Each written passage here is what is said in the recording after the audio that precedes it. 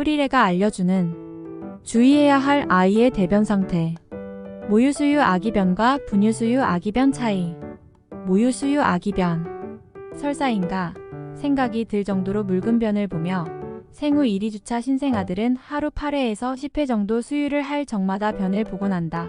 생후 3에서 6주가 지나면 초유 성분이 사라지고 대변 횟수도 점차 줄어들고 생후 4주경에는 하루 4회, 생후 2개월 이후에는 하루 1회 정도 대변을 보게 된다. 횟수는 개인차가 있어 1~2주에 한 번 대변을 보기도 하고 하루 10회 이상 변을 보는 아이도 있다. 모유 수유만 하는 아기들은 변비가 거의 생기지 않으며 이유식을 시작하면 배변 양상도 점차 분유 수유 아기와 비슷해진다. 분유 수유 아기변. 모유 수유 아기에 비해 진흙 형태에 가까운 변을 보는데 이는 장에 머무르는 시간이 길어지면서 수분을 더 많이 흡수하기 때문이다. 변을 보는 횟수도 모유 수유 아기보다 적은 하루 한 번 변을 보거나 2~3일에 1회 정도는 대변을 보게 된다. 분유 수유를 하는 아이가 4일 이상 대변을 보지 못한다면 변비를 의심해야 한다. 색깔과 모양에 따른 아기 대변과 건강 상태. 녹변. 아이의 몸 상태가 정상일지라도 녹변은 나올 수 있는 것이며 이유식을 먹는 아이라면 음식물을 소화하는 시간이 길어지기 때문에 대변의 색깔은 수시로 변할 수 있다. 모유 수유 아기라면 전유 후유 불균형이 녹변의 원인이 될 수 있다. 모유 수유 아기는 녹변과 함께 가스가 차거나 변이 묽거나 변에서 시큼한 냄새가 나고 체중이 늘지 않는다면 전유 후유 불균형을 의심하고 수유를 조금 더 오랫동안 충분히 해야 한다. 분유 수유 아기가 녹변을 보고 배에 가스가 차고 변이 묽거나 체중이 늘지 않는다면 유당불내성이나 우유 알레르기 증상일 수 있다. 흰변. 변이 하얗다면 담즙의 생산이 안 된다는 이야기. 선천적으로 담도 형성에 문제가 생기는 선천성 담도 폐쇄증을 의심해야 한다.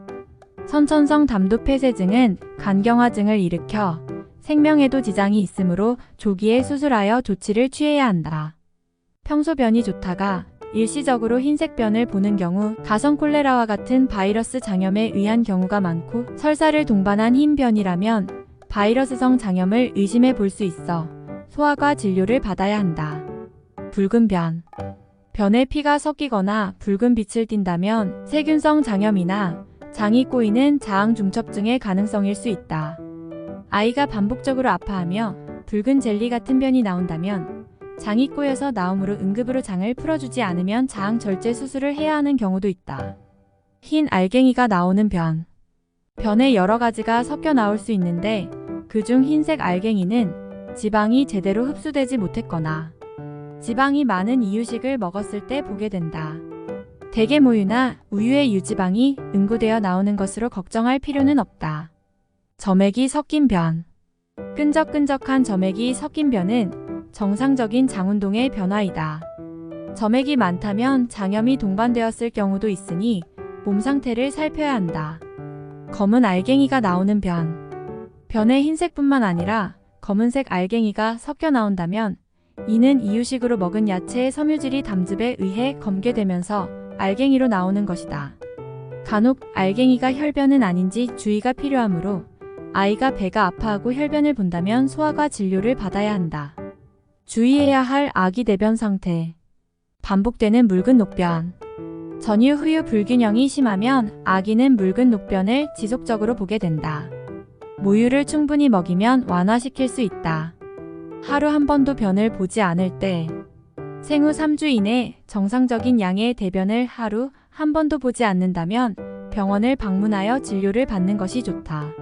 지속적인 태변을 볼 때 검은 태변을 생후 5일 정도까지 계속 본다면 전문의 진료를 받는 것이 좋다.